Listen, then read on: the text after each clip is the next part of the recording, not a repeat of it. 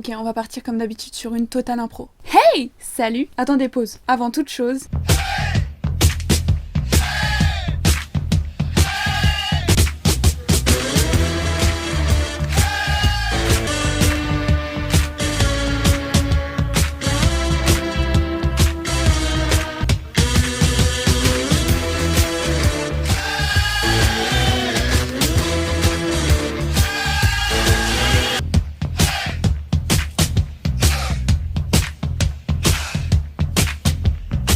Tout vous avouer, cette chanson, la première fois que je l'ai découverte, c'était dans The Full Monty. Tu connais pas The Full Monty? Bon, en soi, c'est pas très grave, hein. C'est pas un film hyper connu, donc c'est pas un souci. The Full Monty, pour résumer, c'est l'histoire de copains qui sont en galère de travail, qui ne savent pas quoi faire. Le chômage est très présent à cette époque. Ils ont une idée, tombent par hasard sur un groupe de Chip 'n Dale et donc ils décident d'engager des mecs pour monter leur propre groupe et du coup gagner de l'argent comme ça. Cette chanson, c'est pendant un passage que j'adore, c'est-à-dire qu'ils ont convoqué plein de femmes du quartier pour s'essayer justement à leur première représentation. Et voilà, c'est hilarant parce que c'est des mecs lambda qui s'essayent justement à le devenir. Et c'est marrant parce qu'ils s'en sortent plutôt très bien. Voilà, petite parenthèse fermée, j'ai découvert cette chanson sur ce film, pour la deuxième fois sur le film Le Joker, donc comment vous dire que le registre est totalement différent. La chanson reste la même et elle passe quand même super bien. Ah oui, petite parenthèse aussi, le personnage principal de The Full Monty, c'est lui.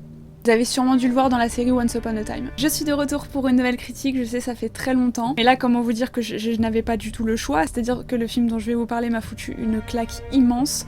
J'ai encore mal, hein, je m'en remets pas. Ouais, des deux côtés. Le film dont je vais parler aujourd'hui, vous l'avez deviné, ça sera Joker. Je n'abuse carrément pas quand je dis que c'est un film que j'attendais avec impatience.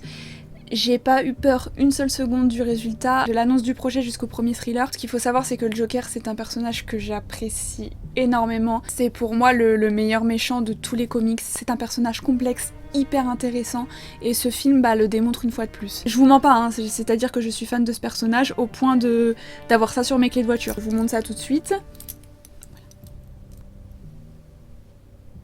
Voilà, je ne suis pas une menteuse. Ça fait un moment que je l'ai puisqu'il a plus de bouche, donc voilà. C'était un film très important pour moi. Ce que je peux vous dire, c'est que la hype était énormément présente. En général, comme vous le savez, c'est dangereux quand je vais voir un film avec une telle envie. Mais le résultat est que je suis sortie de la salle comblée. On va pas commencer à faire des comparaisons avec Heath Ledger, ni avec Jared Leto, qui je pense à l'heure actuelle doit avoir bien la haine d'avoir raté ce projet. Mais en même temps, tant mieux parce que Joaquin Phoenix est juste splendide. Et j'aurais été tellement déçue qu'on fasse un Joker encore une fois raté. Mais c'est pas du tout le cas et je vais vous expliquer pourquoi tout de suite. Oh là là, je sais pas si je spoil. Je vais essayer de faire une partie spoiler et non spoiler, donc pour ceux qui n'ont pas vu le film, vous pouvez rester. Je vous indiquerai plus tard dans la vidéo à quel moment il faudra arrêter. Par où commencer? Donc on va tout d'abord parler du personnage du Joker, on est là pour ça. Avant toute chose, je dois vous prévenir, ce film est interdit aux moins de 13 ans, je crois. Honnêtement, pour moi, c'est pas suffisant. Bon, certes, je sais que je suis une vraie trouillarde, mais clairement, il y a des scènes qui m'ont choquée. Attention à choquer dans le bon sens parce que j'ai 28 ans, mais si je les avais vues à 13 ans, je pense que ça m'aurait marqué à vie. Marqué peut-être dans le mauvais sens du terme. Donc attention si vous y allez avec vos enfants. Pour ma part, c'est pas suffisant, voilà. C'est dit. J'en parlerai plus longuement dans la partie spoiler. Le Joker dans ce film est représenté comme un monstre ivre de vengeance, un chef d'orchestre de la faillite morale, et chef d'orchestre, j'insiste, c'est le bon terme. Le film se passe dans les années 80, mais c'est marrant parce qu'il aurait très bien pu exister dans notre époque à nous, c'est-à-dire en ce moment. C'est très politisé et on retrouve malheureusement des similitudes avec ce qu'on est en train de vivre aujourd'hui au quotidien. Quand je dis ça, c'est parce que ça représente bien le type de personne qu'on est en train de devenir, c'est-à-dire qu'on ne fait plus attention aux autres autour de nous. C'est vrai que quand on voit des personnes en difficulté, que ce soit dans les transports, dans la rue, qui ont des problèmes, des vrais problèmes, on passe notre chemin, on ne fait plus du tout attention. Pareil pour les quelques scènes où, bon, c'est pas du spoil, on le voit dans la bande-annonce, mais le personnage d'Arthur Fleck, donc le Joker, se fait maltraiter. Au début, c'est des ados, des jeunes, et plus tard dans le film, ce sont des adultes conscients de ce qu'ils font, qui sortent du travail, qui sont un peu torchés. Et ces scènes sont tellement bien filmées, tellement réalistes, au point que ça m'a fait mal au cœur de les voir. Le simple fait de tabasser quelqu'un qui est handicapé, qui c'est pas de sa faute du tout, bah oui, ça fait quelque chose. Et j'ai ressenti, bizarrement, pour le personnage du Joker, de l'empathie. Beaucoup plus d'empathie que je ne l'aurais cru. Et ce qui est très perturbant, c'est que pendant tout le film, on a quand même envie d'être avec lui, de le soutenir, qu'il s'en sorte malgré qu'il fait. Il fait pas toujours des trucs bien, mais voilà, c'est filmé et c'est raconté à un point qu'on ne peut que ressentir de l'empathie pour le personnage. Et ça, c'est très fort. Pour raconter un peu l'histoire, en fait, Arthur, donc le Joker, tente d'être heureux dans un monde auquel il n'appartient pas et dans lequel il ne comprend pas les règles. Il est d'abord brutalisé par sa famille et ensuite humilié par la société. Il possède même un petit carnet où il met tous ses démons qu'il cache derrière un sourire forcé, qui pour le coup met assez mal à l'aise son entourage. Et c'est pas pour rien, c'est parce qu'il souffre d'une maladie qui lui déclenche un rire nerveux à chaque fois qu'il angoisse. Et pourtant, malgré les désapprobations de sa mère, il veut et il souhaite plus que tout devenir comédien afin de faire rire et pleurer les gens, parce que le rire c'est son remède, son antidote et son poison en même temps. On va voir que dans le film il va se passer des choses pas forcément bien pour lui, il va faire des rencontres plus foireuses les unes que les autres, il va apprendre des choses qui vont vraiment le faire vriller du côté obscur et qui va pour le coup vraiment se transformer en drame. Ce que j'ai ressenti à ce moment-là quand il commence à dévier un petit peu et qu'il commence complètement à lâcher prise et à accepter ce côté sombre qu'il a, c'est filmé de manière à ce qu'on ressente sa libération. Petit exemple, c'est pas un spoiler non plus, on le voit dans la bande-annonce aussi. Pendant une grande partie du film au début, il monte des escaliers assez hauts, en traînant des pieds, en n'étant pas bien, en ressentant des choses vraiment dures et difficiles, donc très lentement. Et le moment où il bascule et il assume pleinement, on le voit descendre ces mêmes escaliers en Joker, en dansant, en étant bien, et ça m'a fait une sensation bizarre parce qu'en le voyant assumer, je l'ai trouvé vraiment plus comme une personne normale, avec vachement plus d'assurance, de confiance en lui. Voilà, c'est le Joker, c'est limite jouissif de le voir comme ça, et pour notre plus grand plaisir, Joaquin Phoenix s'en sort très très bien. D'ailleurs à ce propos, s'il n'est pas au moins nominé aux Oscars, je ne comprends plus. Il le mérite clairement. Je crois que cette scène où je l'ai vu descendre les escaliers avec la chanson que je vous ai mis au début, j'ai regardé les deux personnes à côté de moi avec qui j'étais, j'avais le sourire, j'étais contente parce que je me suis dit enfin un film que ce personnage mérite. J'ai quand même entendu à la fin de la séance des gens dire ouais, mais ça manquait d'action.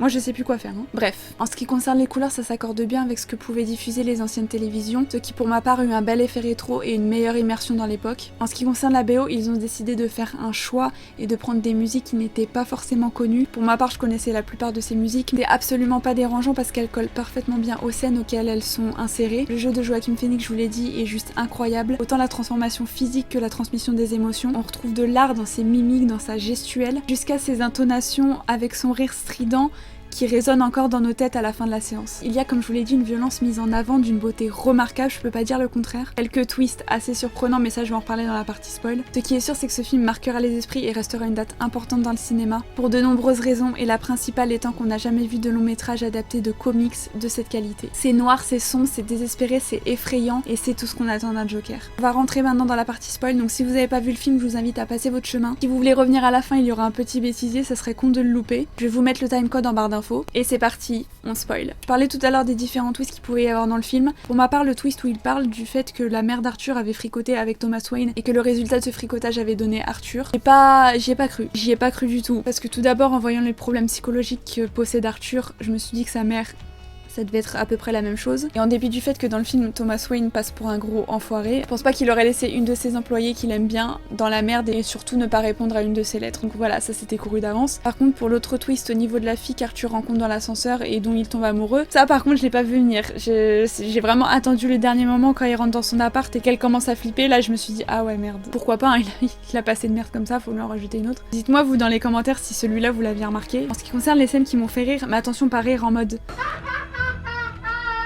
voilà, j'ai eu un petit rire d'une seconde. Il y a la scène bien sûr de l'hôpital où le Joker essaye de faire rire les enfants et qu'à ce moment-là il fait tomber le flingue que son collègue lui a passé. Voilà, c'est juste excellent. Il y a aussi la scène où Arthur pète un câble dans son appart avec ses deux anciens collègues, donc il en défonce un, celui grâce à qui il a perdu son travail, et son autre collègue qui se trouve être une personne de petite taille. Bon, si vous êtes dans cette partie-là, c'est que vous avez vu le film, donc je vais pas vous refaire la scène. Elle était assez hilarante aussi celle-là. C'est de l'humour noir et moi je suis très sensible à cet humour. Après c'est possible qu'avec des gens ça ne puisse pas passer du tout, je peux le comprendre. En tout cas sur moi ça a très bien marché. Il y a une scène aussi que j'ai beaucoup appréciée qu'on voit également dans la bande-annonce, je crois. C'est la scène où il va rendre visite à Thomas Wayne qu'il croit être son père, qu'à la barrière de sa maison, et il se trouve que derrière la barrière il y a Bruce Wayne, et à un moment il lui fait un sourire avec ses doigts et Bruce Wayne se laisse faire. Cette scène j'ai trouvé assez glaçante parce que de se dire que dans un futur ça va être les pires ennemis du monde et que dans cette scène il trouve quand même un peu de sympathie pour Bruce Wayne avec le fait qu'il ne veuille pas tuer le garde du corps devant lui, qui est encore un petit garçon, donc j'ai trouvé cette scène très très bien. Je vais dire de plus à part que j'ai ressenti énormément d'empathie par rapport au personnage d'Arthur. Comme je vous l'ai dit, j'avais envie qu'il s'en sorte, j'avais envie qu'il puisse échapper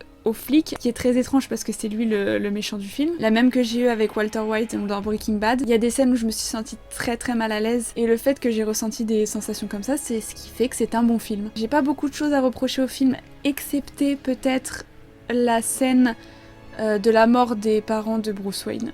Les gars, je la connais par cœur cette scène, je peux même vous la jouer devant vous maintenant. Calmez-vous, je vais pas le faire. Au bout d'un moment, ça va 5 minutes. J'ai vu la scène, j'ai fait allez bim. Thomas Wayne il meurt, le collier arraché, c'est bon. J'abuse un petit peu, en soi c'est pas très grave, mais on aurait pu s'en passer largement. Quoi qu'il en soit, je mets au film Joker un bon gros 8 sur 10. On peut dire aujourd'hui que c'est une œuvre très réaliste et sarcastique sur le monde qui ne laissera personne indifférent en sortant de la salle. Une œuvre également dont on parlera pendant très longtemps. Le Joker a toujours été un personnage fascinant et pour moi, il l'est encore plus aujourd'hui. Voilà, cette critique est maintenant terminée. Comme d'habitude, je vous invite à commenter, à laisser un pouce bleu et à vous abonner. Pour nous, on se retrouve très bientôt dans une prochaine vidéo. Bye bye.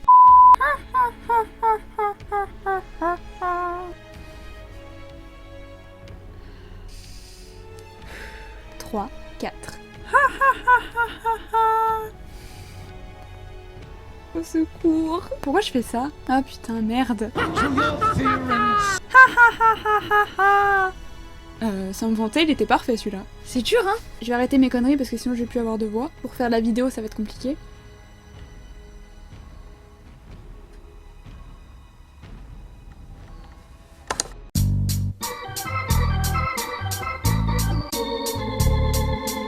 That's life. That's life. That's what all the people say.